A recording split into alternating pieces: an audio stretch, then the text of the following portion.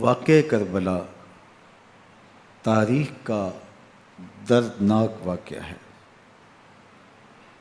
یہ اقتدار کی جنگ نہیں تھی، اقدار کی جنگ تھی۔ دو شخصیتوں کی لڑائی نہیں تھی، دو نظریات کا ٹکراؤ تھا۔ یہ حق اور باطل کا معرکہ تھا۔ یزید ظلم کا استعارہ ہے، حسین ابن علی امن کی علامت ہے۔ یزید جبر کا پتلا ہے، حسین صبر کا پیکر ہے۔ یزید اپنی بدطینت فطرت اور اپنی طبع ناہموار کے باعث دنیا پر ذلت و رسوائی، ظلم، جبر، جور و زیادتی کی علامت بن کے ابھرا، اور حسین ابن علی رضی اللہ تعالی عنہ حق و صداقت کا نشان بن کے ابھرا۔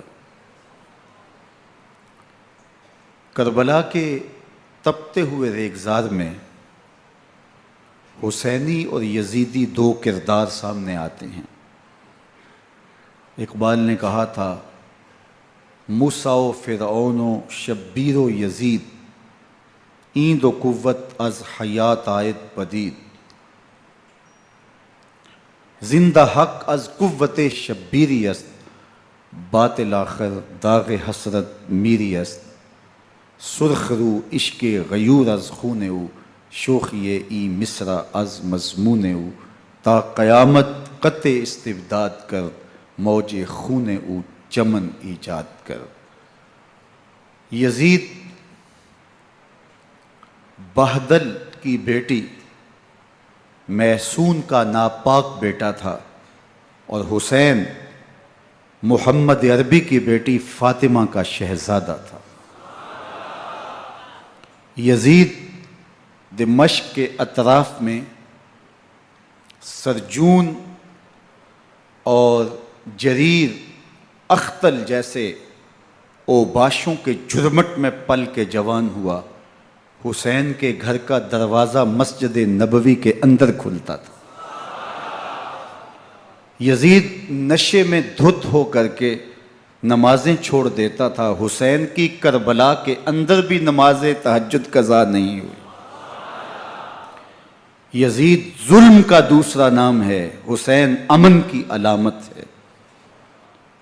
یزید نے زندگی میں ایک مرتبہ حج کیا اور شراب کے مٹکے ساتھ لے کے آیا، اور اختل اور دیگر گویوں اور مغنیوں کو اپنے ساتھ رکھا تاکہ سفر آسانی سے کٹے۔ حسین ابن علی نے 25 حج سواری ہونے کے باوجود پیدل کیے۔ یزید حج بیت اللہ کے بعد مدینہ المنورہ آیا اور شراب کی ایک مجلس بپا کی۔ حضرت امام حسین رضی اللہ تعالی عنہ جب وہاں پہنچے تو شراب کی پھیلی ہوئی بدبو کو محسوس کرتے ہوئے فرمایا، یہ بو کیسی ہے؟ تو نشے میں دھت یزید بولا، یہ شام میں بنتی ہے، اور ایک جام منگوایا اور اس کو پیتے ہوئے دوسرا جام حضرت امام حسین رضی اللہ تعالی عنہ کی طرف بڑھاتے ہوئے کہا، ابا عبداللہ لیجئے۔ تو حضرت امام حسین رضی اللہ تعالی عنہ نے فرمایا، میں اس کی طرف دیکھتا بھی نہیں ہوں، اور پھر وہ عشقی اشعار پڑھنے لگا۔ جب یزید کی شراب نوشی کا منظر امام حسین رضی اللہ تعالی عنہ اپنی آنکھوں سے دیکھ چکے تھے، تو مجھے بتاؤ یزید کے ہاتھ پہ امام حسین کا پاک ہاتھ کیسے آتا؟ حضرت امام حسین رضی اللہ تعالی عنہ جس ماحول میں پلے تھے، جس ماحول میں پرورش پائی تھی، جس ماحول میں رہے تھے، وہ پاکیزہ اور تقدس مآب ماحول تھا۔ اور یزید کبھی اطراف دمشق میں، کبھی غوطہ میں، کبھی الخضرہ محل میں، اور کبھی کہاں اور کبھی کہاں داد عیش دیتا رہا اور لہو و لعب کے اندر مصروف رہا، اور اس کی زندگی ان چیزوں سے عبارت تھی۔ وہ محرمات کو حلال قرار دیتا، شراب نوشی اس کی ہڈیوں میں رچی ہوئی تھی، اور شریعت بیضا کا مذاق اڑایا کرتا۔ اور حسین ابن علی رضی اللہ تعالی عنہ کی دوستیاں جن لوگوں سے تھی وہ عبداللہ ابن عباس تھے، عبداللہ ابن عمر تھے، حضرت عبد الرحمن بن ابو بکر رضی اللہ تعالی عنہ تھے۔ یزید تو جوا کھیلتا رہا، یزید تو قمار بازی کرتا رہا، یزید تو شراب نوشی کرتا رہا، اور حسین ابن علی مسجد نبوی کے ممبر میں حضور کے پہلوؤں میں بیٹھتے رہے۔ زمانے نے وہ منظر دیکھا کہ سرخ رنگ کے جوڑے پہنے ہوئے حسنین کریمین حجرہ فاطمہ سے نکلتے ہیں، کم عمری کی وجہ سے کبھی گرتے ہیں کبھی سنبھلتے ہیں، اور آقا کریم خطبہ ارشاد کر رہے ہیں، خطبہ چھوڑ کے حضور نے شہزادوں کو اٹھا لیا۔ وہ منظر بھی زمانے نے دیکھا۔ حضرت عبداللہ بن شداد کہتے ہیں کہ حضور سجدے میں تھے اور سجدہ اتنا طویل ہو گیا، ہمیں لگا یا تو وحی کا نزول ہو رہا ہے یا پھر اللہ کا حکم آ گیا اور اللہ کے محبوب کی روح قبض کر لی گئی۔ لیکن میں نے جب نظریں اٹھا کے ننکیوں سے دیکھا تو کیا منظر تھا کہ حسین ابن علی حضور کی پشت پہ بیٹھے ہوئے اور میرے آقا سجدے کو طول دے رہے ہیں۔ اللہ اکبر! حسین کے لیے پیغمبر کے سجدوں کو طول دیا جا رہا ہے۔ حسین ابن علی کبھی ممبر پہ حضور کی اطراف میں بیٹھتے ہیں، وہ منظر بھی دنیا نے دیکھا کہ حضور کے مبارک کندھوں پر حسین ابن علی بیٹھے ہیں اور حضور کی زلفوں کو پکڑا ہوا ہے۔ تو حضرت عمر رضی اللہ تعالیٰ عنہ دیکھ کے کہتے ہیں واہ واہ کیسی سواری میسر آئی حسین ابن علی کو۔ تو میرے آقا مسکرا کے کہتے ہیں عمر سواری دیکھتے ہو سوار بھی تو دیکھو۔ اللہ اکبر! حضرت اسامہ بن زید بن حارثہ رضی اللہ تعالیٰ عنہ فرماتے ہیں رات کا ایک پہر گزر گیا اور مجھے حضور سے کوئی کام تھا، میں آقا کریم کی خدمت میں حاضر ہوا، در دولت پہ دستک دی، حضور تشریف لائے تو چادر اوڑی تھی، بکل کی ہوئی تھی میرے حضور نے، تو میں نے اپنی حاجت کہی تو حضور نے میری حاجت پوری کر دی۔ لیکن ایک منظر میں نے دیکھا کہ حضور نے جو چادر کی بکل فرمائی تھی اس کے اطراف میں پہلوؤں میں ابھار تھے، جس طرح اندر کوئی ہو۔ مجھ سے نہ رہا گیا، میں نے پوچھ لیا، میں نے کہا بندہ نواز چادر کے اندر کیا ہے؟ فَكَشَفَهُ، تو حضور نے چادر کو کھول دیا۔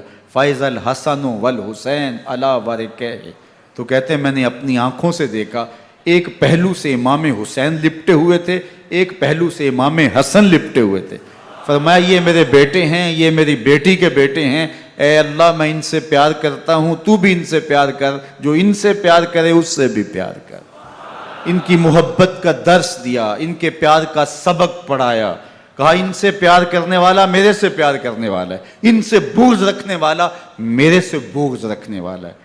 ان کی تکلیف حضور کو بے چین کر دیتی تھی۔ حضرت سیدہ فاطمہ الزہرا رضی اللہ تعالی عنہ کے گھر کے قریب سے گزرے تو حضرت امام حسین کے رونے کی آواز آ رہی تھی، تو آقا کریم علیہ السلام نے فرمایا کہ فاطمہ حسین کو چپ کرواؤ، الا تعلمی ان بقاءہ یؤذینی، تو جانتی نہیں حسین کا رونا مجھے دکھ دیتا ہے۔ حسین ابن علی کو حضور رونے نہیں دیتے تھے، ان کو دکھی نہیں ہونے دیتے تھے، کیونکہ رسول اللہ صلی اللہ علیہ وسلم جانتے تھے کہ یہ کتنے دکھ سہے گا، کتنی تکلیفوں سے گزرے گا اور کتنے مصائب سہے گا۔ زمانے نے وہ گھڑیاں بھی دیکھیں کہ حضرت حذیفہ بن یمان رضی اللہ تعالیٰ عنہ فرماتے ہیں کہ میں حضور کی خدمت میں نماز مغرب کی ادائیگی کے لیے حاضر ہوا، اور میں نے یہ اجازت خاص طور پہ اپنی ماں سے اس شرط پہ لی تھی کہ امی آپ مجھے اجازت دیں، میں حضور کی خدمت میں حاضر ہوتا ہوں، مغرب کی نماز بھی ادا کروں گا اور پھر حضور سے عرض کروں گا حضور میرے لیے اور میری ماں کے لیے بخشش کی دعا کر دیجئے۔ ماں نے اس شرط پہ اجازت دے دی اور میں حضور کی خدمت میں آ گیا، نماز مغرب ادا کی، سلام پھرا تو میرے دل میں آرزو تھی میں حضور سے عرض کروں حضور میرے لیے اور میری ماں کے لیے مغفرت کی بخشش کی دعا کر دیں، لیکن حضور عبادات میں ذکر میں نوافل میں ایسے مشغول ہوئے کہ میں آرزو رکھنے کے باوجود بھی عرض نہ کر سکا۔ خیر نماز عشاء کا وقت ہوا، اذان پکاری گئی، حضور مصلی پہ آئے، نماز پڑھی، سلام پھرا، تو میرے دل میں پھر خیال آیا کہ ماں سے ایک نماز کی چھٹی لی تھی، نمازیں بھی 2 ہو گئیں، ماں نے جاتے پوچھنا ہے حضور سے میرے لیے اور اپنے لیے مغفرت کی بخشش کی دعا کروائی تھی، تو کیا جواب دوں گا؟ اور حضور اٹھے اور کاشانہ اقدس کی طرف چل دیے۔ اب میرے دل میں یہ خیال رہ کے آ رہا تھا کہ ماں کو کیا جواب دوں گا؟ میں تو حضور سے بخشش و مغفرت کی دعا کروا ہی نہیں سکا۔ جب حضور چل پڑے تو غیر ارادی طور پہ میں بھی حضور کے پیچھے چل پڑا۔ چلنے میں تھوڑی سی رفتار تیز ہو گئی، جس سے قدموں کی آہٹ پیدا ہوئی۔ تو جب آواز پیدا ہوئی تو حضور نے رخ پھیرے بغیر فرمایا من ھذا، میرے پیچھے پیچھے کون آ رہا ہے؟ پھر خود ہی کہا حذیفہ تو نہیں؟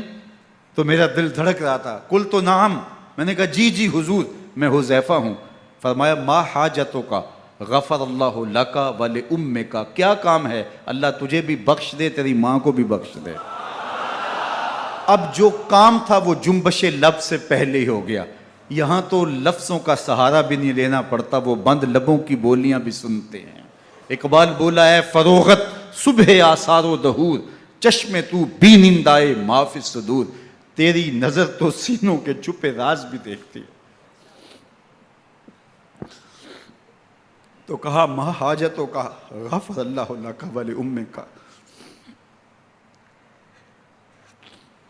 اللہ تجھے بخش دے، تیری ماں کی بھی مغفرت کر دے، کیا کام ہے؟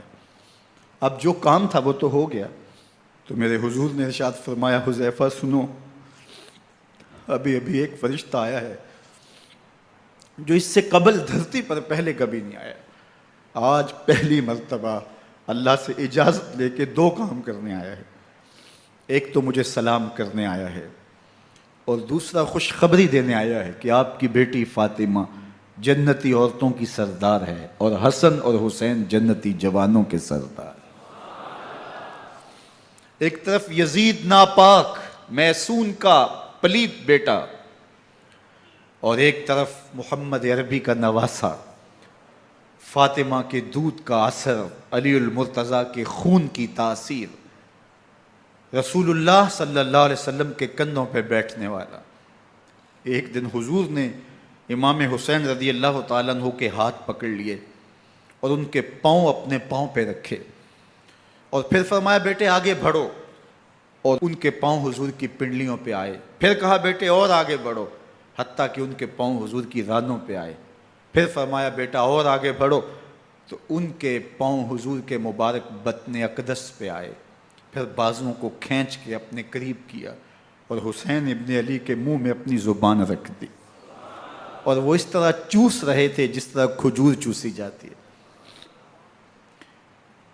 تو اللہ کے محبوب علیہ السلام نے حسین ابن علی کو اپنی زبان کا لعاب دہن دے کر کے، وہ شیر رحمت دے کر کے، وہ کوثر و تسلیم سے پاکیزہ تر آب رحمت عطا کر کے ان کی ہمیشہ کے لیے پیاس بجھا دی، تاکہ کل کربلا کے تپتے ہوئے ریگزار میں حسین ابن علی کو پیاس کی شدت تنگ نہ کرے اور پائے استقلال میں لغزش نہ آنے پائے۔ ان نازوں سے پالے ہوئے حسین کو، ان محبتوں سے پالے ہوئے حسین ابن علی کو امتحان بھی اتنے بڑے درپیش تھے۔ یاری تیری سونا پر ازمیشاں تیریاں اگ، سونا پرکھیا جامدہ ہے نال اگاں دے لگ۔ جتنا بڑا شخص ہوتا ہے اتنی آزمائشیں بھی بڑی ہوتی ہیں۔ پیغمبر رحمت کی آغوش میں کھیلنے والا، حجرہ فاطمہ کا جانشین، مصلی رسول کا وارث، منبر رسول صلی اللہ علیہ وآلہ وسلم پر حضور کے مبارک پہلو اور گود میں بیٹھنے والا حسین، حضور کی زبان چوسنے والا حسین، حضور کے کندھوں پہ سواری کرنے والا حسین، آقا کریم علیہ الصلوۃ والسلام کے مبارک سجدے کی حالت کے اندر حضور کی پشت پہ کھیلنے والا حسین، جس حسین کا دروازہ مسجد نبوی کے اندر کھلتا تھا اور یزید کی کرتوتوں کے چشم دید گواہ تھے۔ یزید جب تخت نشین ہوتا ہے تو اسے یہ فکر ہوتی ہے کہ امام حسین، عبداللہ بن زبیر، عبداللہ بن عمر، عبداللہ ابن عباس یہ میری بیعت کریں. اور وہ ولید بن عقبہ کو لکھتا ہے کہ ہر صورت میں ان کی بیعت لو، اور اگر بیعت نہ دیں تو سختی کرو. حضرت امام حسین رضی اللہ تعالی عنہ کو بلاوا آتا ہے کہ آپ کو دارالامارت میں گورنر ہاؤس میں بلایا جا رہا ہے. ولید بن عقبہ کا پیغام آپ کو پہنچتا ہے. آپ اس وقت فرماتے ہیں کہ اس وقت جو پیغام پہنچا ہے وہ کسی خطرے سے خالی نہیں ہے. تو کچھ سواروں کو ساتھ لیا، کہا تم دارالامارت کے باہر کھڑے رہنا، اگر میری آواز بلند ہوئی تو اندر آ جانا، ورنہ تم انتظار کرنا. آپ اندر گئے. ولید بن عقبہ نے مروان کو بھی بلایا تھا. مروان بن حکم یہ گورنر مدینہ ولید سے پہلے رہ چکا ہے، تو اس نے مشورہ دیا کہ سختی کی جائے. خیر ولید بن عقبہ نے کہا کہ یہ خط ہے، حضرت امیر معاویہ کا انتقال ہو گیا اور یزید تخت نشین ہوا ہے، لہٰذا وہ آپ سے بیعت کا مطالبہ کرتا ہے. تو حضرت امام حسین رضی اللہ تعالیٰ عنہ نے فرمایا کہ میرے جیسا شخص یوں چھپ کے بیعت نہیں کر سکتا. اور آپ واپس پلٹے. مروان بن حکم نے ولید بن عقبہ کو کہا کہ یہ موقع ہے جانے نہ دیا جائے، اگر یہ نکل گئے تو دوبارہ تم قابو نہیں پا سکو گے، اور انہیں یہیں قتل کر دیا جائے. حضرت امام حسین رضی اللہ تعالیٰ عنہ نے یہ بات سن لی. کہتے ہیں حضرت امام حسین انہی قدموں کے بل واپس پلٹے اور مروان بن حکم سے مخاطب ہو کے کہا، مروان کیا بول رہا ہے؟ وہ خاموش ہو گیا. فرمایا تو جانتا نہیں ہم کون ہیں؟ آنا حسین ابن علی ابن ابی طالب، میں حسین ہوں، میں علی کا بیٹا ہوں. ہمارے گھر میں قرآن اترتا رہا ہے، وحی کا نزول ہوتا رہا ہے، اور یزید فاسق ہے، فاجر ہے، مسلمانوں کا قاتل ہے اور شرابی ہے. میں ڈنکے کی چوٹ پہ یزید کی بیعت سے انکار کرتا ہوں. بس حیدری کچھار سے محمدی شیر نکل آیا ہے. اب اوسان خطا ہو گئے، راستہ چھوڑ دیا، واپس آئے. سیدہ زینب سے ملے. کہا مدینے کو چھوڑنا پڑے گا. کہا بھیا کیا ہوا؟ کہا یزید بیعت لینے پہ مصر ہے اور میں کسی صورت بھی بیعت نہیں کروں گا. رسول اللہ کا مدینہ ہمارے خون سے لالہ زار بنے گا. میں نہیں چاہتا کہ حضور کے شہر نور کی حرمت پامال ہو. دوستو وہ کیسا منظر ہوگا جب حسین ابن علی نے آخری حاضری حضور کے روضے پہ دی ہوگی.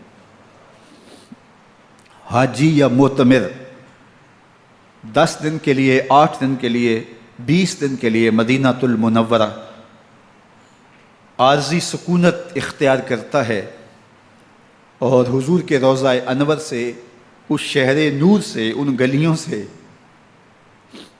ان بام و در سے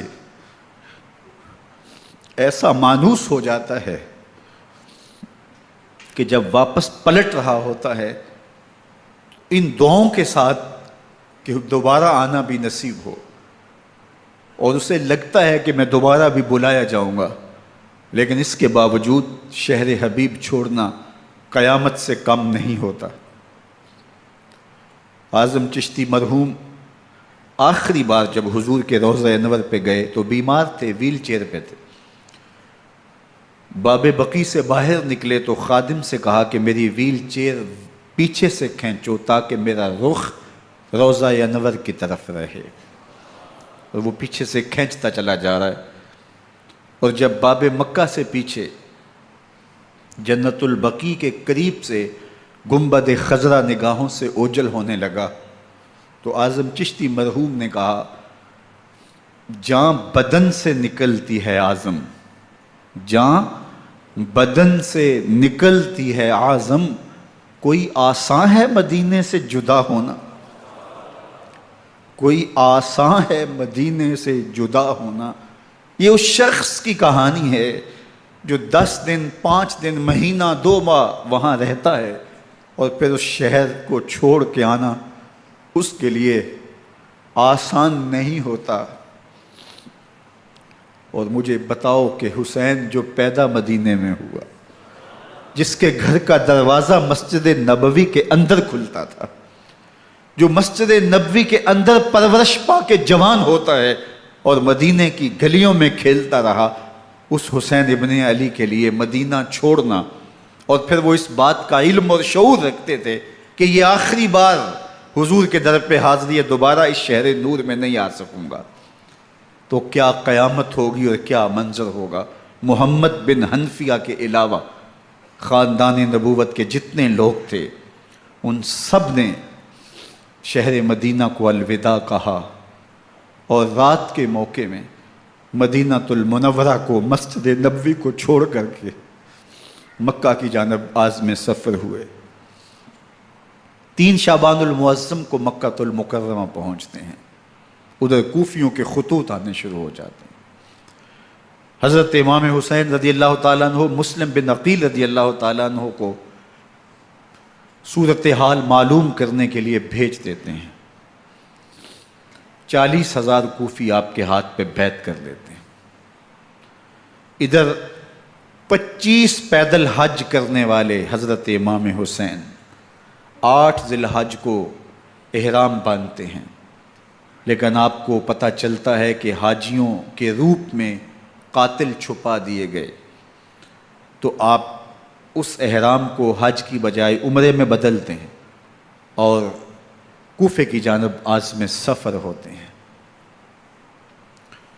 کائنات والو، ذرا سینے پہ ہاتھ رکھ کے دیکھو کہ یہ کتنا مشکل مرحلہ تھا۔ اس دین کی آبرو کو بچانے کے لیے حضرت امام حسین رضی اللہ تعالیٰ عنہ نے کتنا بڑا قدم اٹھایا۔ آپ کے بہیخہ، دوست، احباب عبداللہ بن عمر یہ سارے روکتے ہیں، عبداللہ بن عباس کہتے ہیں حضرت نہ جائیے، الکوفی لا یوفی، کوفی کبھی وفا نہیں کرتے، آپ کے والد کو وہاں شہید کیا گیا، لیکن آپ ایک فرض کو نبھانے جا رہے ہیں۔ میرے غم گسارو، میرے مہربانوں، نہ روکو مجھ کو جانے دو، مجھے نانے کے دی کی ڈوبتی کشتی بچانے دو، میں جاتا ہوں کہ دنیا پر وفا کا نام رہ جائے، میں رہوں نہ رہوں پر عظمت اسلام رہ جائے۔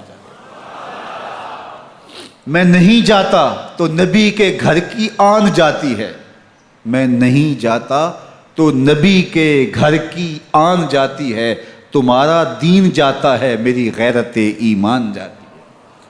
حضرت امام حسین یہاں سے چلتے ہیں، ابھی راستے میں ہی پہنچتے ہیں کہ یہ خبر آتی ہے کہ کوفے والوں نے بے وفائی کر دی، حضرت مسلم بن عقیل رضی اللہ تعالیٰ عنہ کو شہید کر دیا گیا، نعمان بن بشیر معزول کر دیے گئے، ابن مرجانہ ابن زیاد وہاں متعین کر دیا گیا جو سخت گیر شخص تھا، اور اس نے لوگوں کو ڈرایا دھمکایا، اور کوفے کے لوگوں کے دل بدل گئے اور وہ بیتیں توڑنے لگے۔ وہ منظر مسجد کوفہ کا کتنا دل گداز تھا، جب امام نماز کے لیے کھڑے ہوئے تو 40,000 لوگ آپ کے پیچھے تھا۔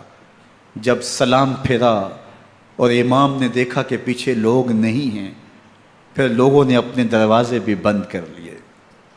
رات کی تنہائیاں ہیں اور حضرت مسلم بن عقیل کو کوئی پناہ دینے والا نہیں ہے، لوگوں نے دروازے بند کر لیے کہ کہیں ہمارے گھر میں نہ آ جائیں اور ہم مشقت اور حکومتی تشدد کا شکار نہ ہوں۔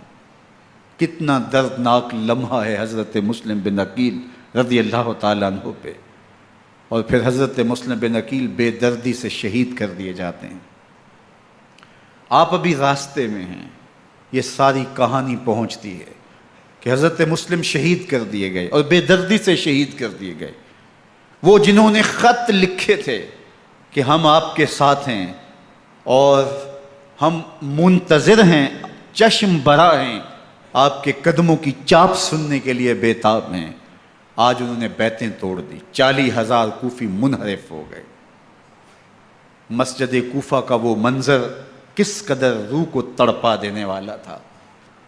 ہم پچھلے سال عصر اور مغرب کے درمیان جب کوفہ پہنچے تو سورج ڈوبنے کے قریب تھا۔ میں نے اپنی زندگی میں اتنا اداس موسم کہیں نہیں دیکھا جتنا اداس موسم کوفے میں دیکھا۔ ایسے لگتا تھا جس طرح کوفے کی آب و ہوا آج بھی شرمندہ ہے۔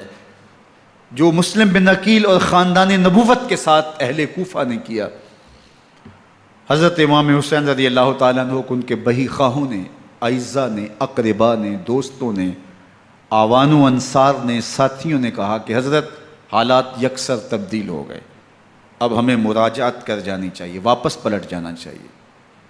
تو حضرت امام حسین کافی سوچ بچار میں رہے، پھر اس کے بعد آپ نے فیصلہ کیا کہ ہم آگے بڑھیں گے۔ دوستوں نے کہا کہ حضرت اگر آپ آگے بڑھیں گے تو ہمیں لگتا ہے کہ وہ آپ کے ساتھ سلوک اچھا نہیں کریں گے اور آپ بچوں کے سامنے پیاسے شہید کر دیے جائیں گے۔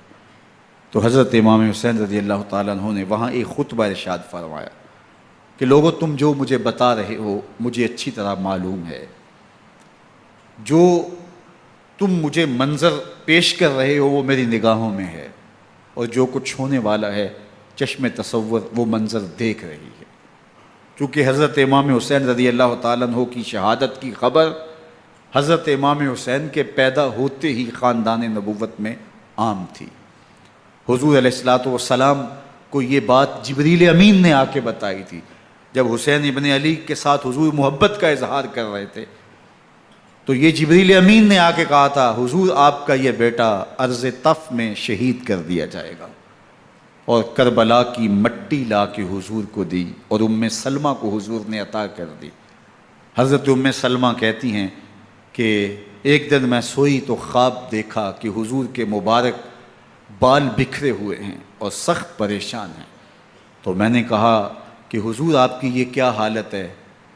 وَبِيَدِهِ قَارُورَةٌ، اور حضور کے ہاتھ میں ایک شیشی ہے، فِيهَا دَمٌ، جس کے اندر خون ہے۔ تو میں نے کہا حضور یہ کیا؟ فرمایا میں قتل گاہ حسین سے آ رہا ہوں اور یہ حسین ابن علی کا خون ہے۔ تو کہا 10 محرم کا دن تھا، دوپہر کا یہ منظر تھا، میں قیلولہ کر کے اٹھی، جب میں نے دیکھا تو وہ شیشی جس میں کربلا کی مٹی رکھی تھی وہ خون بن چکی تھی۔ تو یہ خبر پہلے دی گئی تھی، یہ بتا دیا گیا تھا۔ فرمایا میرے دوستو جو تم مجھے بتاتے ہو میں اس سے بے خبر نہیں ہوں، یہ سب کچھ ہونے والا ہے، لیکن اس کے باوجود میں کیوں جا رہا ہوں؟ تو آپ کا ایک تاریخ ساز جملہ ہے جو کربلا کے فلسفے کو ہمارے سامنے رکھتا ہے کہ یہ اتنا بڑا امتحان کیوں دیا۔ حضرت امام حسین رضی اللہ تعالیٰ عنہ نے فرمایا وَلَكُمْ فِيَّ أُسْوَةٌ، میں اس لیے جا رہا ہوں قیامت تک ظلم، جبر اور ناانصافی کے خلاف کھڑے ہونے والوں کے لیے کوئی نمونہ تو ہو۔ میری زندگی قیامت تک ظلم، جبر اور استحصالی نظام کے خلاف کھڑے ہونے والوں کے لیے نمونہ ہے۔ تو حضرت امام حسین رضی اللہ تعالیٰ عنہ نے حق اور باطل کے درمیان ایک سرخ لکیر کھینچ دی اپنے خون سے۔ اب حق اور باطل کا امتیاز کرنا مشکل نہیں ہے، کوئی باطل پہ اڑا رہے تو الگ بات ہے، لیکن امتیاز کرنا مشکل نہیں ہے۔ حدود بالکل واضح کر دیں۔ اقبال نے یہاں کتنی خوبصورتی کے ساتھ اس مضمون کو نبھایا۔ سرخ رو عشق غیور از خون او، شوخی این مصرع از مضمون او، تا قیامت قطع استبداد کر، موج خون او چمن ایجاد کر۔ ایک جہاں آباد کر دیا، حق اور باطل کی راہیں اجال دی۔ اب لوگوں کو یزید کا چہرہ پہچاننے میں دیر نہیں لگتی، وقت کے ہر یزید کا چہرہ آسانی سے پہچانا جا سکتا ہے۔ یہ معرفت زمانے کو کروائی کس نے؟ حسین ابن علی نے کروائی رضی اللہ تعالی عنہ۔ تو حضرت امام حسین نے فرمایا کہ جو میرے ساتھ ہونے والا ہے میں اچھی طرح جانتا ہوں، لیکن میں اس کے باوجود آگے بڑھوں گا۔ پھر بڑھے اور کربلا میں جا کے خیمہ زن ہو گئے۔ 7 محرم کو پانی بند کر دیا گیا۔ پانی بند ہوا تو کھانا بھی میسر نہیں تھا، لیکن ذکر پانی کا ہوتا ہے اس لیے کہ کھانے کے بغیر انسان کئی دن کاٹ لیتا ہے، لیکن پانی کے بغیر گزر نہیں ہوتی۔ تو فرات کی نہر سامنے اپنی موجوں کے ساتھ چمک رہی ہے، لیکن ایک قطرہ آب بھی آل رسول کو نہیں دیا جا رہا۔ کائنات کے اندر ایسے انوکھے امتحان بھی ہوتے ہیں۔ وارثوں ساقی کوثر کے، مالک ہوں حوض کوثر کے، اور بیٹے ہوں ساقی کوثر کے، اور آج ایک بوند پانی کی بھی میسر نہ ہو۔ صبر کا امتحان ہے، عزیمت کا امتحان ہے۔ حضرت امام حسین رضی اللہ تعالیٰ عنہ خیمہ زن ہو گئے۔ 3 دن تک پانی بند رہتا ہے۔ 9 محرم کو رات کی تنہائی میں حملہ آور ہونا چاہتے ہیں، لیکن آپ نے کہا کہ ہمیں اللہ کے حضور عبادت اور ذکر کے لیے وقت دیا جائے۔ ساری رات ذکر میں گزرتی ہے، عبادات میں گزرتی ہیں۔ رات کے اندھیرے میں آپ چراغ بجھا دیتے ہیں۔ آوان و انصار کو کہتے ہیں کہ ان کی دشمنی میرے ساتھ ہے، انہیں میرا خون چاہیے، اگر تم رات کی تاریکی میں نکل جاؤ تو میں تم سے کوئی مواخذہ نہیں کروں گا، اور یہ بھی تمہارا پیچھا نہیں کریں گے، اس لیے کہ ان کا مطلوب تم نہیں ہو، ان کا مطلوب میں ہوں۔ جب چراغ جلایا تو کوئی بھی نہیں گیا۔ مسلم بن نوسجہ کھڑے ہو کے کہتے ہیں حضرت اگر ہمارے بدن کو 70 بار کاٹا جائے اور جلایا جائے اور ہواؤں میں اڑا دیا جائے پھر بھی آپ کا ساتھ نہیں چھوڑیں گے۔ 70 سال کے بوڑھے ہیں حبیب بن مظاہر، کہتے ہیں حضرت آپ کو چھوڑ کے جائیں کہاں، آپ کو چھوڑ کے جائیں کہاں؟ کوئی ساتھ چھوڑنے کے لیے تیار نہیں ہے۔ پیاس ہے، سخت گرمی ہے، کربلا کا ماحول ہے، 72 افراد اور خاندان کی خواتین میدان کربلا میں خیمہ زن ہیں۔ دوسری طرف لشکر اعداء اشقیا 22,000 کی تعداد میں مقابلے میں، ایک روایت 30,000 کی ہے۔ ان صرف 72 پیاسے لوگوں کے لیے اتنے لوگوں کو جمع کرنے کا مقصد خوف زدہ کرنا تھا۔ شرط ہے کہ یزید کی بیعت کر لیں، محاصرے توڑ دیں گے، پانی دستیاب ہوگا، اعزاز و اکرام سے نوازا جائے گا، خزانوں کے منہ کھول دیے جائیں گے۔ لیکن حسین ابن علی کہتے تھے سب کچھ لٹ جائے گا، باطل کے ہاتھ پہ ہاتھ نہیں رکھوں گا۔ اللہ اکبر۔ اب صبح طلوع ہوتی ہے، عاشور کا دن چڑھتا ہے، سورج اپنی پوری تمازت کے ساتھ گرمی برسا رہا ہے۔ آج خاندان نبوت کا امتحان زمانے نے دیکھنا ہے۔ رسول اللہ کا لعاب چوسنے والا اس کے صبر کا آج امتحان ہے۔ حضور کے کندھوں پہ کھیلنے والے حسین کا آج امتحان ہے۔ اللہ اکبر۔ حسین ابن علی تمام حجت کرتے ہیں میں نے تمہارا کچھ نہیں بگاڑا، میں نے کسی کا خون نہیں کیا، میں نے کوئی زیادتی نہیں کی، تم کیوں میرے قتل کے در پے ہو؟ تم جانتے نہیں میں کون ہوں؟ میں تمہارے نبی کا نواسا ہوں، رسول اللہ صلی اللہ علیہ وآلہ وسلم کے کندھوں پہ کھیلتا رہا ہوں، حضور کا لعاب چوستا رہا ہوں، اور میں بوسہ گاہ رسول صلی اللہ علیہ وآلہ وسلم ہوں۔ لیکن ان اشقیاء کے دل پر کوئی چیز اثر انداز نہیں ہوتی۔ ایک ہور ہے، اللہ اس کے دل میں نرمی ڈالتا ہے۔ پہلے تو امام حسین کو گھیر کے لے کر کے آتا ہے، لیکن بعد میں وہ قافلہ یزید سے قافلہ حسین کی طرف آ جاتا ہے۔ امام حسین فرماتے تو دنیا میں بھی ہور ہے، آخرت میں بھی ہور ہے، آزادی مل جاتی ہے۔ باقی 22,000 کا لشکر جرار امام حسین کے قتل کے در پائے ہے۔ پھر تاریخ نے خاندان نبوت کا وہ انوکھا امتحان دیکھا۔ حضرت امام حسین کے بچے بالخصوص خواتین پیاس کی شدت میں حلق خشک ہیں۔ حضرت سکینہ تڑپ کے اپنے باپ سے کہتی ہیں کہ مجھے 6 ماہ کے علی اصغر کی پیاس نہیں دیکھی جا رہی۔ بچے کو ہاتھوں پہ اٹھاتے ہیں اور نہر فرات کے کنارے پہنچ کے فرماتے ہیں اشقیاء سے مخاطب ہو کے تمہارا معاملہ میرے ساتھ ہے، اس 6 ماہ کے بچے نے تمہارا کچھ نہیں بگاڑا، اور چلو بھر کے اس کا حلق سیراب کرنا چاہتے ہیں۔ ایک 2 شاخہ تیر آتا ہے جو حضرت علی اصغر کے گلے کو چیر دیتا ہے۔ راوی لکھتے ہیں کہ وہ عام تیر نہیں تھا، جانوروں کو شکار کرنے کے لیے جو بڑے تیر ہوتے ہیں وہ 2 شاخہ تیر تھا۔ وہ گردن کو کاٹ دیتا ہے، خون بہنے لگتا ہے، گردن لٹک جاتی ہے۔ حضرت امام حسین وہ بہتا ہوا خون اپنے چلو میں لیتے ہیں اور آسمان کی طرف اچھال کے کہتے ہیں مالک حسین کی یہ قربانی بھی قبول فرما۔ یہ تماشا لبے بام نہیں ہے۔ بچہ بیمار ہو، ڈاکٹر جواب دے دیں، ماں باپ کے ہاتھ پھول جاتے ہیں۔ زندگی کی سانسیں ابھی چل رہی ہوتی ہیں، لیکن ڈاکٹر کہے کہ یہ میرے بس کا روگ نہیں ہے، کہیں اور لے جاؤ، تو زندگی کا لف و نشر غیر مرتب ہو جاتا ہے۔ میں سلام پیش نہ کروں حسین ابن علی کو، 6 ماہ کا علی اصغر ہاتھوں میں دم توڑتا ہے، گردن لٹک جاتی ہے، خون بہہ رہا ہے۔ اب خیموں کی طرف بڑھ رہے ہیں لیکن زبان پہ شکایت نہیں ہے، کہتے ہیں مالک حسین کی یہ قربانی قبول کر لے۔ اب خیموں کی طرف آنا، شہر بانوں ام رباب سیدہ زینب حضرت سکینہ سلام اللہ علیہا کا سامنا کوئی آسان کام نہیں تھا، لیکن حسین ابن علی آتے ہیں، شہزادے کو یہاں خیموں کے قریب رکھ کے کہتے ہیں کہ یہ حوض کوثر سے سیراب ہو گیا ہے۔ اللہ اکبر، کوہرام مچ جاتا ہے خیموں کے اندر، کیا منظر ہوگا اور ان کو کن الفاظ کے پیرائے میں ڈھال کر کے ان کیفیات کو بیان کیا جا سکتا ہے جو اہل بیت کے خیموں کے اندر علی اصغر کی شہادت کے بعد کا منظر رقم ہو رہا ہوگا۔ اللہ اکبر، ادھر اشکیا آوازیں دے رہے ہیں، مبارزت کے لیے پکار رہے ہیں۔ زمانے نے پھر وہ منظر بھی دیکھا کہ جوان بیٹے کو 18 سال کی کمائی حضرت امام حسین میدان عمل میں بھیج رہے ہیں۔ وہ علی اکبر جو حسین کا نور نظر ہے، آنکھوں کا قرار ہے، دل کی تسکین ہے۔ اور پھر حضرت علی اکبر جب گھوڑے کی زین سے فرش زمین پہ گرتے ہیں تو باپ کو آواز دیتے ہیں، اور حضرت امام حسین جو ہے وہ آگے جا کے بیٹے کی لاش اٹھاتے ہیں۔ اللہ اکبر، 18 سال کے بیٹے کی لاش کو کندھوں پہ اٹھا کے خیموں تک لاتے ہیں اور ہاتھ پھیلا کے کہتے ہیں مالک حسین کی یہ قربانی بھی قبول فرما۔ کبھی قاسم بن حسن کی لاش اٹھا کے لاتے ہیں، کبھی اون و محمد کی لاشیں اٹھا کے لاتے ہیں، بتیجوں کی، بھانجوں کی، بھائی عباس کے کٹے ہوئے بازو اور زخموں سے چھدا ہوا لاشا۔ کیا کیا قیامتیں تھیں جو اس کربلا کے ایک میدان کے اندر نہیں توڑی گئیں۔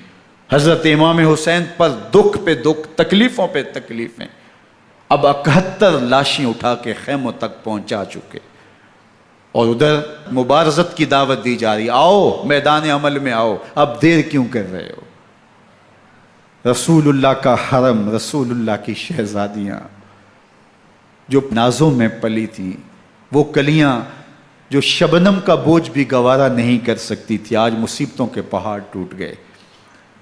حضرت امام حسین کبھی شہربانوں کو، کبھی ام رباب کو دلاسا دیتے ہیں، کبھی حضرت زینب کو کہتے ہیں۔ حضرت زینب کربلا کے اس میدان کے اندر بڑے حوصلے کے ساتھ اپنے بھائی کے ساتھ کھڑی رہی، اپنے 2 بیٹے راہ خدا میں پیش کیے، ان کی لاشیں وصول کیں، لیکن زینب جس جرأت کے ساتھ، جس پامردی کے ساتھ اس سارے منظر کو حوصلے کے ساتھ سہتی رہی، وہ یقیناً حوصلہ سیدہ زینب سلام اللہ علیہا کا ہی ہے۔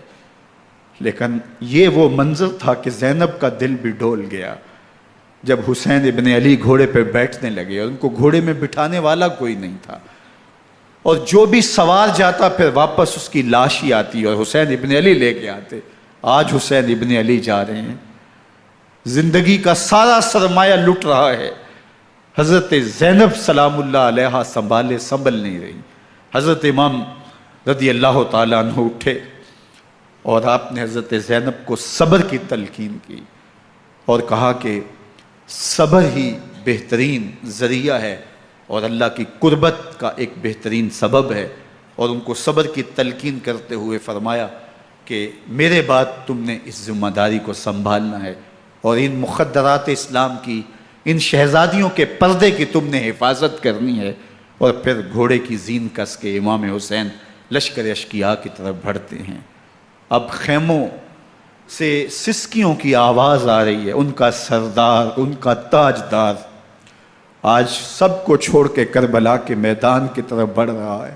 جرم کیا کیا، قصور کیا کیا، اس نے کیا زیادتی کی کہ آج نیزوں اور انیوں کے مقابلے میں 22,000 کا لشکر حضرت امام حسین پہ ٹوٹ پڑتا ہے۔ آپ پھر اتمام حجت کرتے ہیں، میں نے کسی کو قتل نہیں کیا، خون ناحق نہیں بہایا، میرے خون کے درپے کیوں ہو، اپنی آخرت کیوں برباد کرتے ہو، تم جانتے نہیں میں کون ہوں، میں تمہارے نبی کا نواسا ہوں۔ لیکن ابن زیاد کہتا ہے مقابلے میں آؤ۔ پھر حضرت امام حسین رضی اللہ تعالیٰ عنہ مقابلے میں آتے ہیں، اور جب گھوڑے کو ایڑ لگا کے دشمن اشقیاء پہ ٹوٹتے ہیں تو پھر ایسا منظر ہوتا ہے کہ وہ بھیڑ بکریوں کی طرح آگے بھاگتے ہیں۔ 71 زخم کلیجے پہ لیے شجاعت کا یہ پیکر جب میدان میں آتا ہے، آواز آتی ہے یہ کون ذی وقار ہے، بلا کا شاہ سوار ہے، لباس ہے پھٹا ہوا غبار سے اٹا ہوا، تمام جسم نازنی چدا ہوا کٹا ہوا، یہ نبی کا نور عین ہے، یہ بالیقین حسین ہے، یہ حسین ابن علی ہے رضی اللہ تعالیٰ عنہ۔ پھر چاند بادلوں میں گھر جاتا ہے، شامی غنڈے تیر برساتے ہیں، تلواروں سے آپ کے بدن پر ضربیں لگاتے ہیں اور نیزوں سے آپ کے بدن کو پرو دیتے ہیں۔ جب آپ کا پیراہن بعد میں اتارا گیا تو آپ کے پیراہن میں 122 سوراخ تیروں کے تھے، 33 زخم تلواروں کے اور 34 گھاؤ نیزوں کے تھے۔ جب گھوڑے کی زین سے فرش زمین پر آئے، بدن چھلنی تھا، زخم زخم سے خون بہہ رہا تھا، 3 دن کا پیاسا حسین، اللہ اکبر، بدن زخموں سے چور، 71 لاشیں کلیجے پہ لیے، مخدرات اسلام کے پردے کا خیال دل میں الگ ہے، لیکن گھوڑے کی زین سے جب فرش زمین پہ امام حسین آتے ہیں، زبان پہ ہائے نہیں، نالا و شیون نہیں، چیخ و پکار نہیں، آتے ہی پیشانی سجدے میں رکھتے ہیں اور پکارتے ہیں اللہم ردن بقضائک وصبرن علی بلائک تسلیما لامرک سبحان ربی الاعلی۔ مالک گھر لٹا کے، بچے لٹا کے، خاندان سب کچھ قربان کر کے، اپنے بدن کو زخموں سے چھلنی کروا کے، تیروں اور نیزوں کی انیوں سے اپنے آپ کو زخمی کروا کے، تیرے حضور سر جھکا کے یہ اقرار کرتا ہوں کہ حسین تیری تقدیر پہ راضی ہے، مالک تو بھی بتا، تو بھی حسین پہ راضی ہوا ہے کہ نہیں ہوا۔ آواز آ رہی ہے، اس پیاسے پر علی شیر خدا کو ناز ہے، اس نواسے پر محمد مصطفیٰ کو ناز ہے۔ اوروں نے بھی سجدے کیے پر اس کا عجب انداز ہے، اس نے وہ سجدہ کیا جس پر خدا کو ناز۔ حسین ابن علی رضی اللہ تعالیٰ عنہ کا سر انور دستے قاتل نے تب کاٹا جب وہ سجدے میں جھکا ہوا تھا۔ یزید نے کہا میں بیعت لوں گا، امام حسین نے کہا کبھی بھی نہیں دوں گا، یہ سر کٹ سکتا ہے جھک نہیں سکتا۔ سر کاٹ کے نیزے کی نوک پہ چڑھا دیا گیا اور یہ اس بات کا اعلان تھا کہ ہم جیت گئے اور حسینی ہار گئے، اور لشکر یزید میں غوغا مچ گیا، نقارے بجنے لگے کہ ہم جیت گئے، دیکھو امام حسین شہید کر دیے گئے، اور سر کاٹ کے نیزے کی نوک پہ چڑھایا گیا۔ لیکن لشکر یزید سے ہی آواز آئی یہ کیسا سر ہے جو کٹ کے بھی سر بلندی ہے، کٹ گیا ہے پھر بھی اونچا ہے، اللہ اکبر، یہ سر سجدے میں کٹا ہے، رب کے حضور عبادت کی حالت میں کٹا ہے۔ حسین آج بھی سجدے میں ہے، اللہ اکبر، حسین آج بھی سجدے میں ہے، بلکہ کٹے ہوئے سر کا رخ زمین کی جانب تھا اور کٹی گردن آسمان کی طرف، یوں نیزے پہ پرویا گیا۔ اللہ اکبر، ایک شاعر نے نقشہ کھینچا، بآنکھ سر نیزے پہ اور سوئے زمیں ہے روح، یعنی سجدہ ثانی کی ہے آرزو۔ رکعت کے 2 سجدے ہوتے ہیں، ابھی ایک سجدہ ہوا تھا کہ دست قاتل نے سر کاٹ دیا، کہا حسین کی پیشانی میں دوسرے سجدے کی تمنا مچل رہی ہے۔ یہ تھا حسین ابن علی کا سجدہ، ساری زندگی رب کے حضور سجدہ قضا نہیں ہونے دیا۔ آج پانی نہیں ہے، اللہ اکبر، آج تیمم کر لیتے ہیں، آج اپنے خون کو اوڑھ کر کے حسین نے اپنی پیشانی اپنے مالک کے حضور جھکا کر کے عظیمت کی وہ انوکھی داستان رقم کر دی کہ صدیاں گزرنے کے باوجود بھی ان کی یادوں کے چراغ روشن ہیں۔ جب حضرت امام حسین اور دوسرے آیان و انصار کو شہید کر دیا گیا تو ان کے سر نیزوں کی نوک پہ چڑھا دیے گئے، حضرت امام حسین کا کٹا ہوا سر اور باقی 71 افراد کے کٹے ہوئے سر نیزوں کی نوک پہ، اور 10 سواروں کو ابن سعد نے کہا کہ ان کو رون دو، اور گھوڑوں کی ٹاپوں تلے حضرت امام حسین رضی اللہ تعالیٰ عنہ اور ان کے آوان و انصار کو جو ہے وہ روندا گیا، حتیٰ کہ ان کی استخوان مبارک، ان کی ہڈیاں بھی چور چور ہو گئیں۔ روننے سے قبل ان کا لباس اتار لیا، ان کے کپڑے اتار لیے گئے۔ اللہ اکبر، کیسی دردناک گھڑیاں تھیں۔ یزید کا صرف یہی بد کرداری کا مرحلہ نہیں تھا، اس کربلا کے صحرا کے اندر یزید نے جس طرح امام حسین رضی اللہ تعالیٰ عنہ کو شہید کیا اور حضرت امام حسین کے خاندان کو شہید کیا، جب مدینہ المنورہ پر یزید نے مسلم بن عقبہ کو مقرر کیا، جس کو بزرگوں نے مصرب بن عقبہ کہا ہے، تو اس کو کہا 3 دن تک مدینے کا حرم تمہارے لیے حلال ہوگا، جو چاہو تم کرنا، اور شامی فوجوں کو اجازت ہوگی۔ تو وہاں بھی انہوں نے 10,000 تابعین اور 700 صحابہ کو شہید کیا۔ حضرت ابو سعید خدری رضی اللہ تعالیٰ عنہ گھر سے باہر نکلے، کافی بوڑھے ہو چکے تھے، تو انہوں نے حضرت ابو سعید خدری کو پکڑ لیا، کہا تم کون ہو؟ کہا مجھے ابو سعید خدری کہتے ہیں۔ تو کہا ہاں تمہارا نام سنا ہے، اور داڑھی سے پکڑ کے کھینچا اور کہا کہ ہے تمہارے پاس جو ہمیں دو؟ تو کہا کہ میرے پاس تو کچھ بھی نہیں، میں تو فقیر آدمی ہوں۔ تو ان کے گھر ان کو لے گئے، تو 2 کبوتر رکھے تھے حضرت ابو سعید خدری نے، تو وہ کبوتر لوٹ کے لے گئے۔ اللہ اکبر۔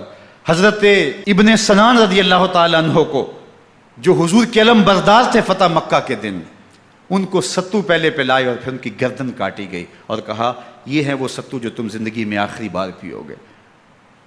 ایک گھر میں داخل ہوئی شامی فوج، تو ایک خاتون کے ابھی بچہ پیدا ہوا تھا، اور قابلہ نے، دائیا نے وہ بچہ ماں کی چھاتی پہ لٹایا، اور وہ ماں کا پہلا دودھ پی رہا تھا۔ تو یہ جا کے کہنے لگے نکالو تمہارے پاس جو کچھ ہے۔ تو اس خاتون نے کہا تم جانتے ہو یہ بچہ کون ہے؟ تو انہوں نے کہا ہم نہیں جانتے۔ کہا یہ حضرت ابن ابی کبشہ انماری رضی اللہ تعالیٰ عنہ کا بچہ ہے، اور یہ وہ صحابی ہیں کہ جو بیت الشجرہ کے موقع پہ حضور کے ہاتھ پہ بیعت کرتے ہیں۔ انہوں نے اس چیز کا لحاظ نہ کیا کہ جو کچھ ہے وہ ہمیں دو، ورنہ تیرے بچے کو نہیں چھوڑیں گے۔ تو ماں بچے سے مخاطب ہو کے کہتی ہے، ابھی بچہ پیدا ہوا ہے اور ماں سے پہلا دودھ پی رہا ہے، کہ بیٹے اگر میرے پاس کچھ ہوتا، وہ قیمتی سے قیمتی چیز بھی ہوتی، تیری جان کے لیے قربان کرتی، لیکن اس وقت میرے پاس کچھ ہے نہیں۔ تو ایک شکی آگے بڑھا اور بچے کو ایک ٹانگ سے پکڑ کے کھینچ کے دیوار کے ساتھ پٹک کے مارا، جس سے دماغ کا بھیجا نکل گیا۔ کیا کیا زیادتیاں نہیں کی۔ 700 صحابہ حرہ کے واقعہ میں شہید کیے یزید نے، اور 10,000 تابعین شہید کیے۔ مسجد نبوی میں ممبر رسول کے ساتھ گھوڑے باندھے، اور وہ ممبر رسول اور مصلی رسول کے قریب لید کرتے رہے۔ حضرت سید عبد المسیب فرماتے ہیں میں نابینا تھا اور حضور کے روضہ انور کے پاس بیٹھا تھا، اور یزید کے سپاہی آتے، جو بھی مسجد میں نظر آتا پکڑ کے لے جاتے، مجھے نابینا سمجھ کے چھوڑ دیتے، لیکن میں پریشان تھا کہ ظہر کا وقت ہوگا، عصر کا وقت ہوگا، مغرب عشاء کا وقت ہوگا، نہ اذان نہ اقامت نہ جماعت، تو کیسے مجھے پتہ چلے گا کہ نماز کا وقت ہو گیا، اور کیسی میری نمازوں کا کیا بنے گا؟ میں اس فکر میں بیٹھا تھا۔ لم ازل اسمع الاذان والاقامت من قبر رسول اللہ صلی اللہ علیہ وآلہ وسلم۔ فرماتے ہیں جب بھی پھر نماز کا وقت آیا، گنبد خضرا سے اذان کی بھی آواز آئی، اقامت کی بھی آواز آئی۔ 3 دن تک مسجد نبوی کے اندر گھوڑے بندے رہے، اور مدینہ کی حرمت پامال کی۔ مدینہ کے گھروں کے اندر یہ بدکماش داخل ہوئے، اور جو بدکاریاں انہوں نے کی، کلیجہ منہ کو آتا ہے۔ 1002 شیزائیں ان بدکاروں کی بدکاریوں کی وجہ سے کنواری حالت کے اندر حاملہ ہوئی۔ 3 دن تک مدینے کا حرم انہوں نے پامال کیا، اور پھر مکہ المکرمہ میں کعبۃ اللہ پر گولے برسائے، اور کعبہ کا غلاف جل گیا۔ وہ تو یزید مر گیا، اور حضرت عبداللہ ابن زبیر رضی اللہ تعالیٰ عنہ نے اپنی خلافت کا اعلان کیا۔ یزید کے یہ کرتوت تھے، ادھر اہل مدینہ کو ستایا، ادھر اہل مکہ کو ستایا، اور رسول اللہ صلی اللہ علیہ وسلم کے خانوادے کی بے حرمتی اور توہین کی۔ نہ صرف انہیں قتل کیا گیا، ان کی لاشوں پہ گھوڑے دوڑائے۔ ابن سعد اور شمر جو ہے وہ خیموں میں داخل ہوا، اور مخدرات اسلام کی چادریں چھیننے کی کوشش کی۔ حضرت زینب سلام اللہ علیہ نے مخاطب ہو کے کہا ہمارے چہرے کے رکھوالے چلے گئے ہیں، ظالم تو خیال نہیں کرتا ہم رسول اللہ کی بیٹیاں ہیں۔ حضرت شہربانو، حضرت زین العابدین اور حضرت زینب سلام اللہ علیہ، ان تینوں کو ایک اونٹ پہ باندھا گیا، اور باقی اونٹوں پہ باقی سادات کو، حضور کی شہزادیوں کو باندھا گیا، رسیوں میں جکڑا گیا، اور اونٹوں پہ باندھ کر کے کوفے کی جانب آگے آگے شہیدوں کے سر چل رہے ہیں، اور پیچھے یہ قافلہ چل رہا ہے۔ اور جب یہ قافلہ وہاں سے گزرا جہاں لاشیں پڑی تھیں، امام زین العابدین 14 سال کے تھے اور بیمار تھے، اور ان کا حوصلہ نہ ہوا، وہاں غشی ان کے اوپر آنے لگی، اور وہ منظر ابن کثیر نے، باقی لوگوں سب نے لکھا ہے کہ پھر جب ان کی یہ حالت ہوئی تو پھر سیدہ زینب سلام اللہ علیہ، جنہوں نے ابھی تک بڑے حوصلے کے ساتھ ساری مشکلات کا مقابلہ کیا تھا، اب ان کے بندھن ٹوٹ گئے اور آنکھوں سے آنسو بہنے لگے، اور سیدہ زینب نے امام حسین رضی اللہ تعالیٰ عنہ کی لاش پہ کھڑے ہو کے، اور وہ روندی ہوئی لاش، ٹوٹی ہوئی ہڈیاں، اور وہ برینا بدن، کٹا ہوا سر نیزے کی نوک پہ، اور لاش یہ پڑی ہے، تو حضرت سیدہ زینب نے مدینے کی طرف منہ کر کے جو ہے وہ حضور سے فریاد کی، یا محمد آہو، یا محمد آہو، ھذا حسین بالآراء مزمل بالدماء، یا محمد آہو بناتوں کا سبایا۔ یا رسول اللہ، اے پیارے آقا، یا جد آہو، اے ہمارے نانا محترم، یہ دیکھیے آپ کا حسین پڑا ہوا ہے، بدن سے کپڑے اتار لیے گئے، خاک ہوائیں اڑا رہی ہیں، اور اس کے اوپر چادر جو ہے وہ مٹی کی پڑ گئی ہے۔ حضور آپ کی اولاد کاٹ دی گئی، اور پھر کہا بناتوں کا سبایا، حضور دیکھیے آپ کی بیٹیوں کے ہاتھ باندھ دیے گئے ہیں، اونٹوں پہ کس دیا گیا ہے، سر شہیدہ آگے آگے چل رہے ہیں، اور حضرت سیدنا امام حسین کا آگے آگے سر ہے۔ راستے کے اندر ایک جگہ آئی، رات گزری اور ان کو اتارا گیا۔ رات کا موقع تھا، ایک خاتون آئی اور اس نے کوئی کھانا پیش کیا ان کو، اور کہا کہ میں کسی زمانے میں حضرت سیدہ فاطمہ الزہرا کی نوکری کیا کرتی تھی، ان کی لونڈی تھی، ان کی کنیز تھی، اور آج مجھے پتہ چلا کہ آپ لوگ گزر رہے ہیں، تو میں نے کہا کہ میں اپنی مخدومہ کے خاندان کی خدمت کروں۔ اور پھر اس نے کہا کہ اس وقت سیدہ کی گود میں ایک 6-7 ماہ کی بچی تھی جس کو زینب کہا کرتے تھے، تو سیدہ زینب نے کہا کہ اماں اگر پہچانتی ہو تو وہ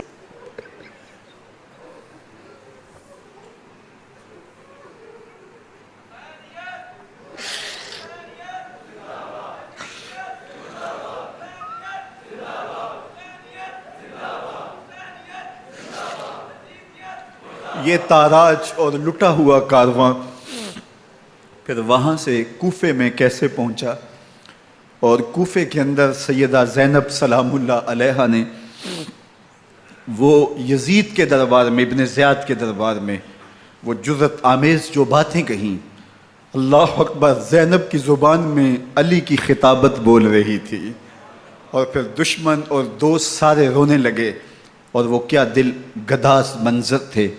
اور پھر یہ سروں کا قافلہ اور سادات کرام کا مشکیں کسی ہوئی ہیں اور اونٹوں پہ باندھے ہوئے، ان کو وہاں سے پھر قادسیہ، اور قادسیہ سے پھر دمشق یزید کے دربار میں پہنچایا گیا، اور وہاں سے یہ لٹے ہوئے خانمہ برباد تاراج لوگ مدینہ المنورہ میں کیسے پہنچے، اور اہل مدینہ نے کیسے استقبال کیا، اور وہ منظر کتنا دلگداز تھا جب اہل مدینہ زینب سے پوچھتے تھے زینب حسین کہاں ہے؟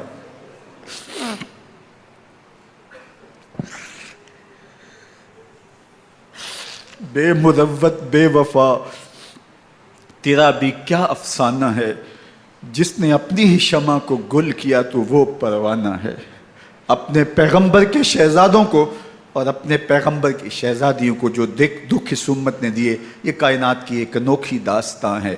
اللہ ہمیں اسوہ شبیری پہ عمل کی توفیق عطا کرے اور ان کے نقوش پاک کی برکتیں دے، اہل بیت کی محبت ہماری روحوں میں جذب کر دے، اور جس عظیمت کے ساتھ، جس حوصلے کے ساتھ انہوں نے دکھوں کو جھیلا، جو دہکتی آگ کے شعلوں پہ سویا وہ حسین، جو جواں بیٹے کی میت پر نہ رویا وہ حسین، جس نے سب کچھ کھو کے کچھ نہ کھویا وہ حسین، مرتبہ اسلام کا جس نے دوبالا کر دیا، خون نے جس کے دو عالم میں اجالا کر دیا، جو کہ سوزے غم کو سانچے میں خوشی کے ڈھال کے مسکرایا موت کی آنکھوں میں آنکھیں ڈال کے۔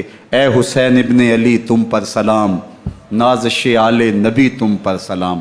ذرا میرے ساتھ یہ پڑھ لیجئے، اے حسین ابن علی تم پر سلام، نازش آل نبی تم پر سلام، تم پہ لاکھوں رحمتیں لاکھوں سلام، اے شہیدان محبت کے امام، لالا گوں لالا بدن لالا کفن، اے چمن اندر چمن اندر چمن، زندگی ہی زندگی تیری حیات اے حیات اندر حیات اندر حیات، افتخار ملت بیضا ہے تو، رب کعبہ کی قسم یکتا ہے تو، فخر کا دل میں دریچہ باز کرنا چاہیے، جن کا تو آقا ہے ان کو ناز کرنا چاہیے۔ وآخر دعوانا ان الحمدللہ۔